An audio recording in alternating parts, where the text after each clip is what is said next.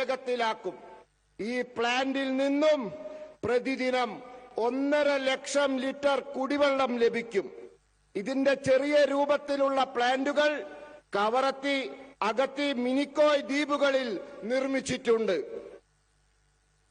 एंडे कुडुम आगंगले साथियों, लक्षद्वीप आने पर मेरी मुलाकात अली मानिक खान जी से भी हुई. उनकी रिसर्च, उनके इनोवेशन ने इस पूरे क्षेत्र का बहुत कल्याण किया है. ये हमारी सरकार के लिए बहुत खुशी की बात है कि हमें साल 2021 मानिक खान को पद्मश्री से भारत सरकार आगे बढ़ने के लिए इन नए मार्ग बना रही है. आज भी यहां लैपटॉप मिले हैं, बेटियों को साइकिल.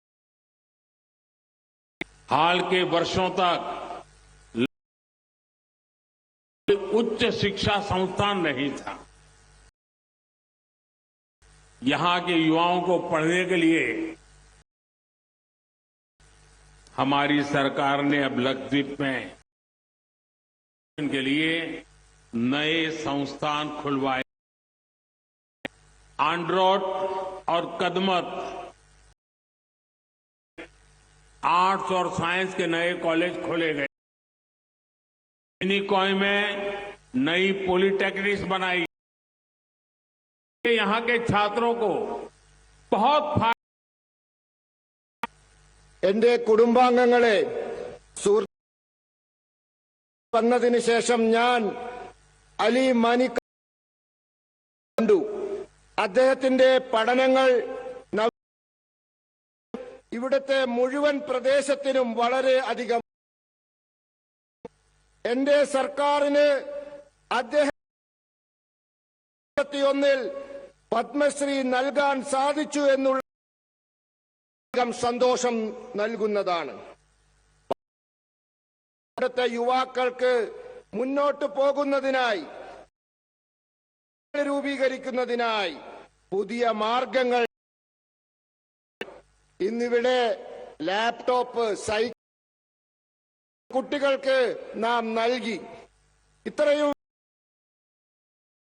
ഉയർന്ന വിദ്യാഭ്യാസത്തിന് സ്ഥാപനങ്ങൾ.